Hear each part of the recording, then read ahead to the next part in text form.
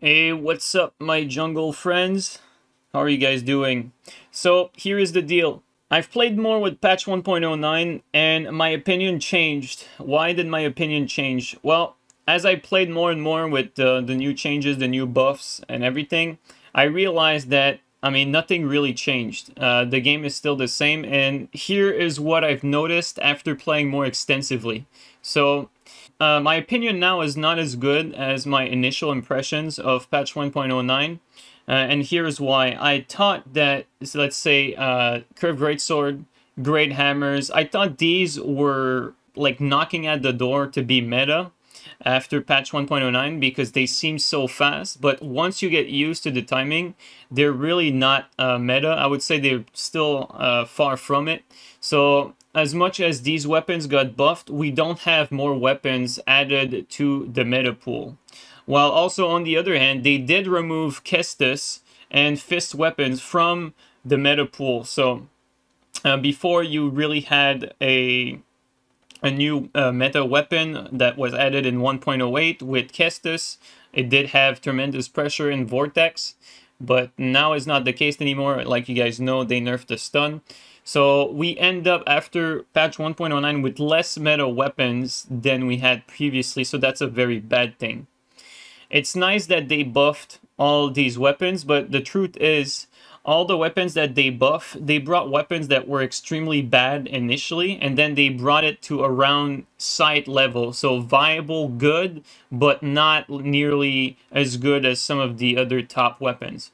They also introduced new problems with self-buffs. So players have found that once you apply a self-buff, it breaks your magic damage. So for instance, let's say you're using Flame Grant Me Strength on your character, and then you're going to use a melee attack. Well, the buff is going to apply normally, but if you use that same buff and then you cast a fire spell, well, the self buff is not going to apply to your fire spells. I assume that this is going to get fixed in a hotfix, so I am not too worried about it, but it should be noticed that this patch did break some interactions. My main concern about patch 1.09, after a bit of hindsight, is that it did not fix any of the dodge Ash of Wars, or it did not really fix light load problems either. So as much as we really wanted them to fix light roll, and they kind of did a little bit, they slightly removed it, like reduced the distance. The real problem is dodging in general, and all the dodge Ash of Wars along with light load or light roll were still on top of the list prior to 1.09. And the issue still remains pretty much the same. If you use Bloodhound Step on light load, you can pretty much get away scot-free like you did previously before 1.09. So the dodge Ash of War problem, which was the biggest problem, is still prevalent and is still very felt once you're playing with everything that's in the game.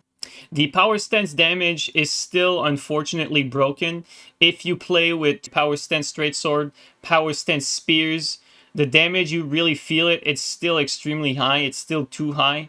So unfortunately, as much as they did nerf the power stance damage for jumping attacks, I don't think that was enough, and I still think that the power stance damage was not handled properly, and so the damage curve in general was not really taken care of in this patch either. I appreciate the changes to the Black Feather clothing, you know, the nerf of that. I appreciate the nerf to Claw Talisman, which was also a little bit nerfed. I think those were good changes. I think the jumping attack damage was also too high, so I'm very happy that they nerfed that. But the core of the damage problem was still power stance, and they did not address this. And over buffing and stacking buff is still more prevalent than ever, and so if you're not buffing, you're pretty much losing.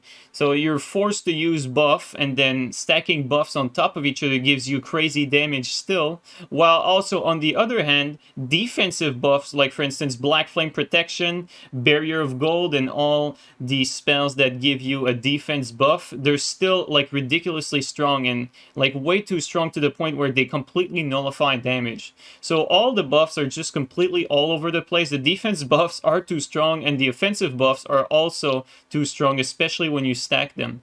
So overbuffing is still problematic. The damage curve is still problematic in Elden Ring. The damage is still all over the place, which is kind of unfortunate. So 1.09 at first glance, it seemed like it addressed some of that, but once you play and experience 1.09 more, you realize that the damage problem is still pretty much unchanged for the most part. So in conclusion, they did not really address any of the main issues plaguing PvP. So dodge Ash of War, still problematic. Damage, still problematic. Power stance, still problematic. Buff stacking, still problematic. Defensive buffs, still problematic. Too strong. The damage curve is basically dog shit. The dodge Ash of War still takes no skills. BHS is still broken, especially on light load. These dodge Ash of War still have no recovery either.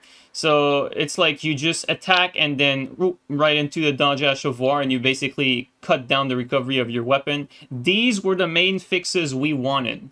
These were what we asked for the next patch. They also fixed a lot of glitches, which are nice, but they did not fix the most important one, which was aim punch. And also Chainsaw is still in the game, by the way, despite being reported in numerous tickets. Ray tracing is an insult, let's be honest. On the positive, though, they did buff more things than they nerf things, which is ultimately what we wanted. We did want From Software to buff more things than nerf things, but the things we wanted to nerf, though, were the most important changes. The things we wanted to nerf: power stance damage, damage overall, buff stacking, dodge Ash of Wars. These are the things that we wanted fixed. These are the things that have the most important impact on actual gameplay. This is what breaks Elden Ring PvP. This is that, along with the connection, you know, the connectivity, the lag, and all of that. These are the things that affect the PvP experience the most. Unfortunately, none of that changed. So, all in all, these are my observations after playing more extensively with patch 1.09. Ultimately, the patch seemed a lot better than it actually was at first glance. And in the grand scheme of things, this is actually a very non-eventful patch, which is quite unfortunate because we waited a while for this patch, and it seemed like it took a lot of effort for them, as it took a long time to release it, and there was a lot of back and forth looking at SteamDB for the testing. And in the grand scheme of things, nothing really major changed, aside that for now you're going to be able to play with more weapons for them to be viable. You know, great swords being more viable, curved great swords being more viable, great hammers, great axe. That's great. We love these things. We want to see more of that. These are absolutely amazing changes, but the PvP in the grand scheme of things is still pretty much the same. Nothing really major changed. You just had bad weapons going from bad to viable, good, and then one less meta weapon, and the rest of the broken stuff still not addressed. So unfortunately, I changed my opinion about 1.09. I'm not as positive about it as I initially was after trying everything out. I hope you guys enjoyed this breakdown. This is not going to be the typical, the good, the bad, the ugly, because everything kind of got switched upside down after I tried more and more of these. So thank you guys so much for watching, and have a good day. Take care.